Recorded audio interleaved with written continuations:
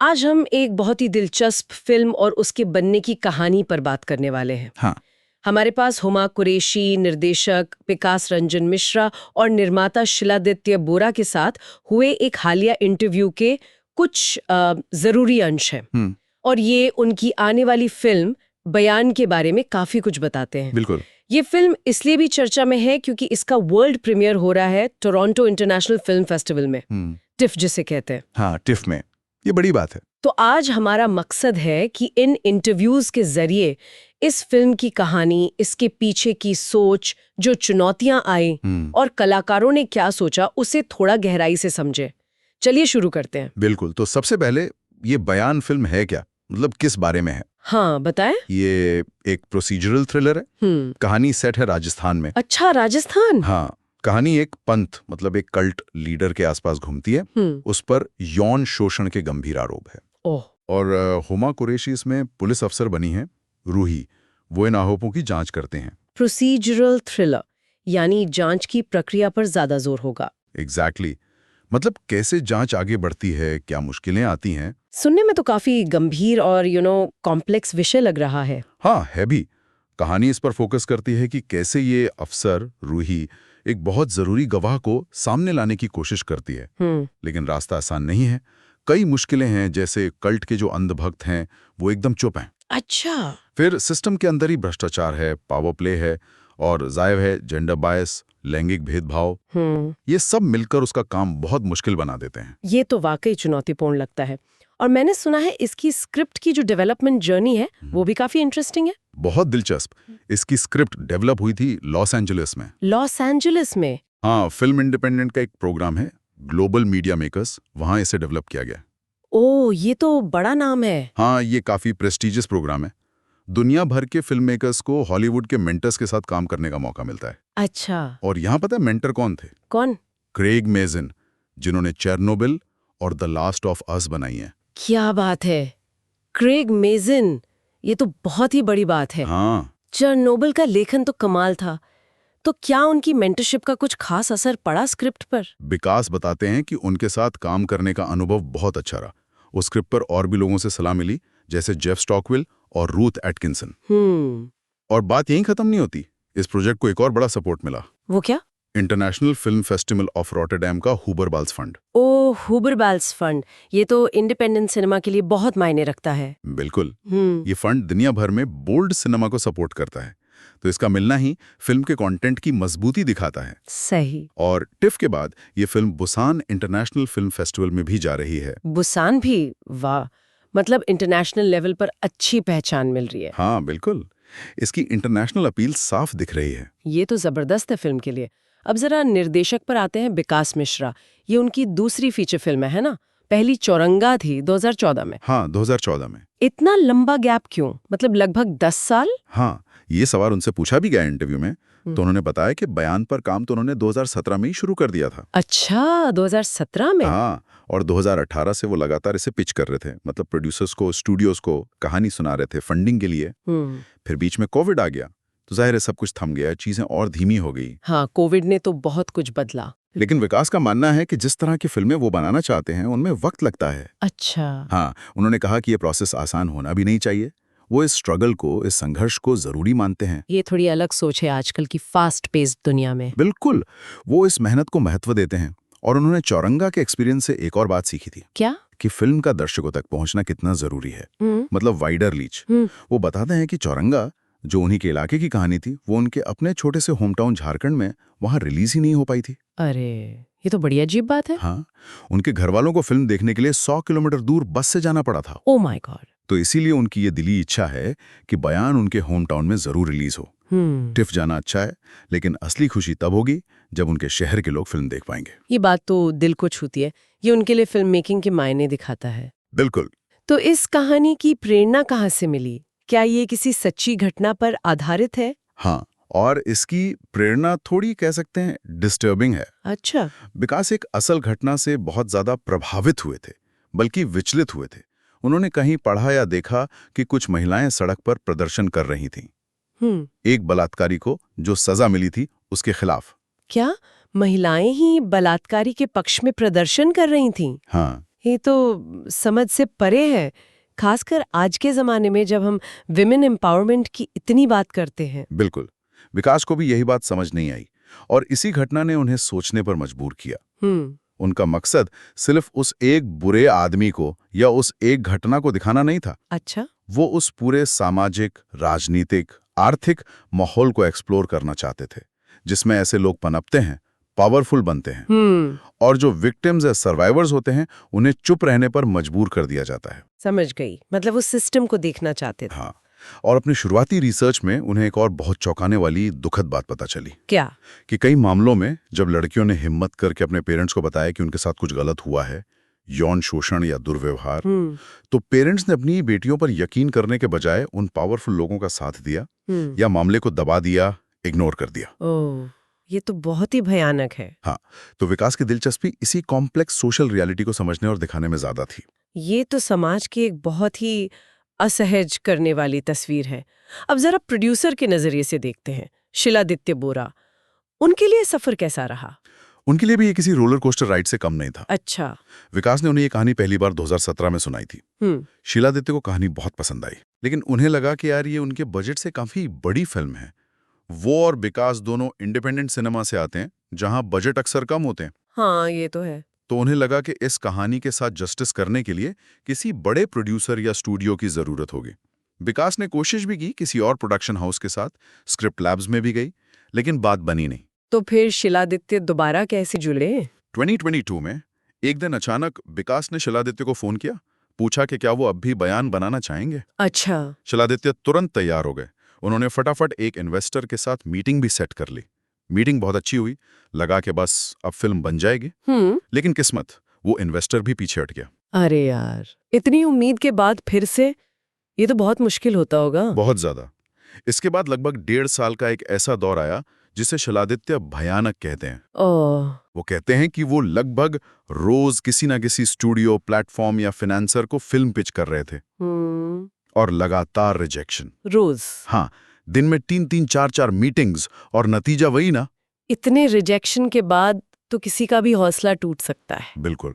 और यही कहानी में एक इंटरेस्टिंग ट्विस्ट आता है। क्या हुआ? इतने ना सुनने के बाद फाइनली एक बड़े स्टूडियो ने उन्हें अच्छा पैसा ऑफर किया। अच्छा, चलो कुछ तो हुआ। हाँ, लेकिन एक शर्त थी। शर्त? कैसी शर्त? स्क्रिप्ट में बदलाव करने होंगे और बदलावों की एक लंबी लिस्ट दे दी गई। Oh no. उस वक्त तक विकास और शिलादित्य इतने थक चुके थे, इतने निराश थे कि उन्होंने एक पल के लिए सोचा, चलो यार बदलाव करके बना लेते हैं, कम से कम फिल्म बन तो जाएगी। हाँ, ये समझा जा सकता है। इतनी निराशा के बाद शायद कोई भी यही सोचता। लेकिन अगली सुबह जब वो जागे तो उन्हें एहसास हुआ कि अगर उन्होंने ये बदलाव किए तो ये वो फिल्म नहीं रहेगी जिसका सपना उन्होंने देखा था, जिस पर उन्हें यकीन था। ये उनकी कहानी नहीं रह जाएगी। और तब उन्होंने एक बहुत मुश्किल फैसला लिया। क्या फैसला? उन्होंने उस बड़े स्टूडियो का ऑफर ठुकरा दिया। सच में? ये जानते हुए कि हाथ में और कुछ नहीं है? हाँ, बिल्कुल।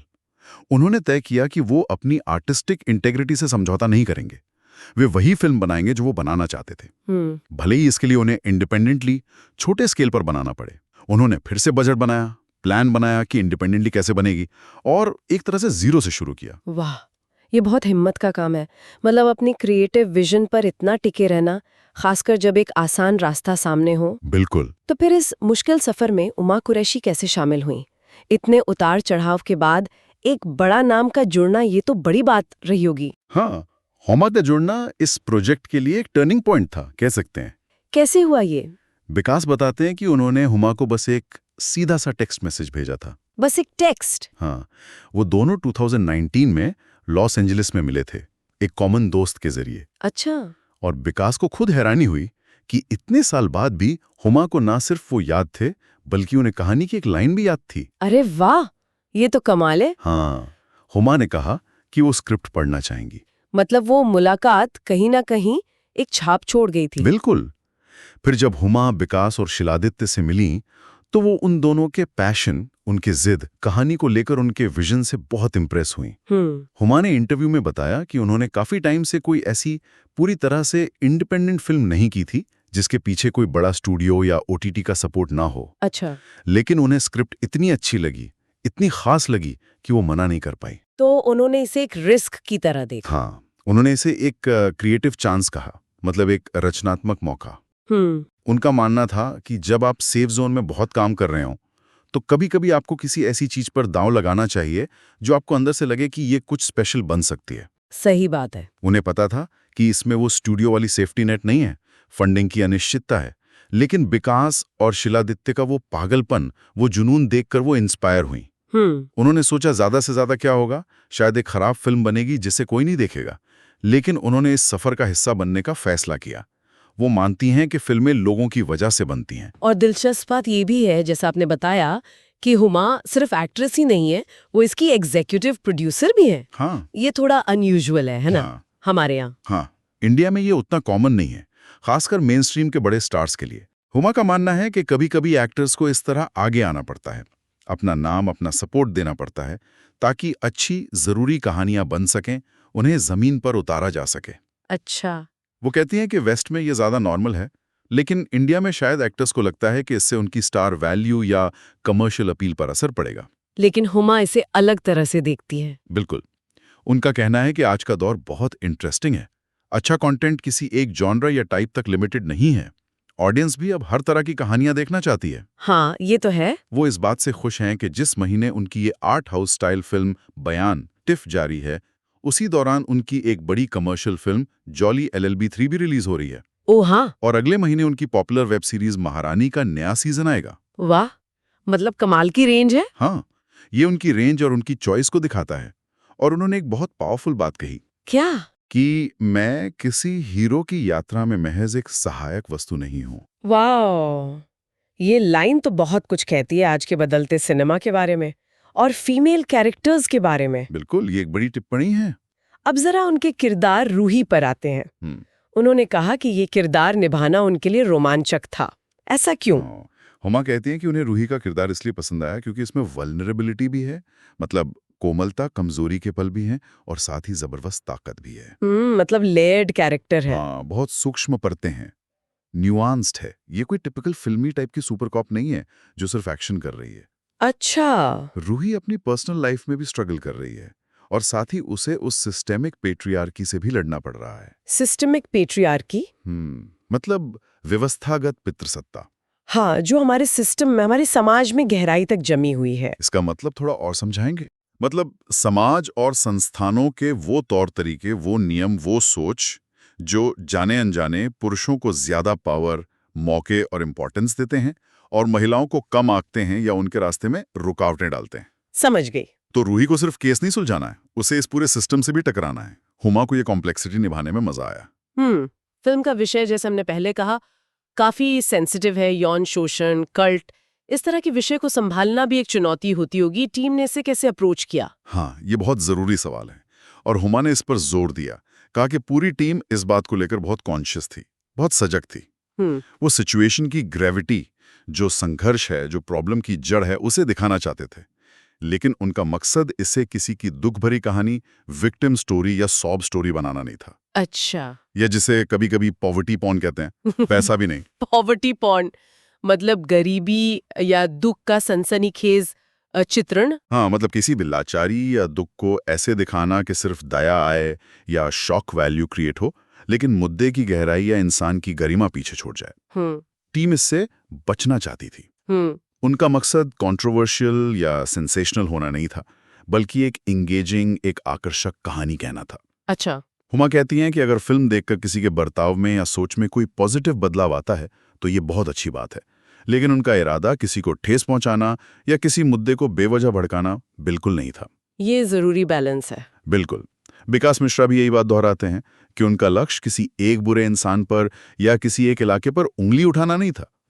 वो समाज का, उस माहौल का चित्र बनाना चाहते थे जहां ऐसे लोग पनपते हैं, फलते फूलते हैं, जहां पावर और चुप्पी मिलकर अन्याय को बनाए रखते हैं। फिल्म में बाबा का किरदार, मतलब कल्ट लीडर का रोल चंद्रचूड़ सिंह निभा रहे हैं, उनके बारे में कुछ? हाँ, शिलादित्य बोरा ने जिक्र किया कि भले ही चंद्रचूड़ सिंह के सीन फिल्म में कम हो, मतलब स्क्रीन टाइम शायद कम हो, लेकिन उनकी प्रेजेंस, उनका असर पूरी फिल्म में महसूस होता है। वो किरदार कहानी के सेंटर में है। इंटरेस्टिंग। और आखिरकार टीम का लक्ष्य क्या है इस फिल्म को लेकर? टिफ में जाना एक पड़ाव है, पर मंजिल क्या है? शीलादित्य कहते हैं कि उनका टारगेट वेस्ट की उन फिल्मों जैसा था जो फिल्म फेस्टिवल्स में भी सराही जाती हैं, क्रिटिक्स को भी पसंद आती हैं और बॉक्स ऑफिस पर भी चलती हैं। अच्छा, मतलब दोनों आर्ट और कॉमर्स। हाँ, उन्होंने उदाहरण दिया no country for old man या मार्टिन स्कॉर्सेज़ी की फिल्मों का। वाह, बड़े नाम है। हाँ, वो ऐसी फिल्म बनाना चाहते थे जो ऑडियंस को बांधे भी रखे और साथ ही कुछ जरूरी सोचने वाली बात भी कहे। उमा भी मानती हैं कि ये स्वीट स्पॉट आर्टिस्टिक एक्सीलेंस और कमर्शियल सक्सेस के बीच का संतुलन ये साधना पॉसिबल है और इंडिया में भी कई फिल्मों ने ऐसा किया है। वो उम्मीद करती हैं कि बयान भी इसी लीग में आए। तो अगर हम इस पूरी बातचीत का सार निकालें तो क्या मुख्य बातें उभर कर आती हैं? मेरे ख्याल से कुछ चीजें बहुत साफ हैं।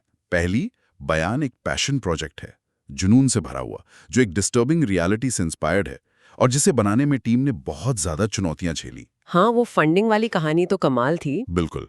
दूसरी बात, उन्होंने अपनी आर्टिस्टिक इंटेग्रिटी से समझौता नहीं किया, मुश्किल रास्ता चुना जो आजकल कम देखने को मिलता है। सही। तीसरी, हुमा कुरैशी का सिर्फ एक्ट्रेस नहीं बल्कि एग्जीक्यूटिव प्रोड्यूसर के तौर पर जुड़ना, ये न सिर्फ उनके कहानी में विश्वास को दिखाता है बल्कि शायद इंडियन इंडिपेंडेंट सिनेमा में एक जरूरी बदलाव की तरफ भी इशारा करता है। और शायद ये भी कि मुश्किल और अनकंफर्टेबल कहानियों को भी ईमानदारी और हिम्मत के साथ कहा जा सकता है, बिना सेंसेशनल बनाए। बिल्कुल। और साथ ही ये इंडियन सिनेमा में strong multi dimensional female characters के लिए जो स्पेस बढ़ रहा है उसे भी हाईलाइट करता है।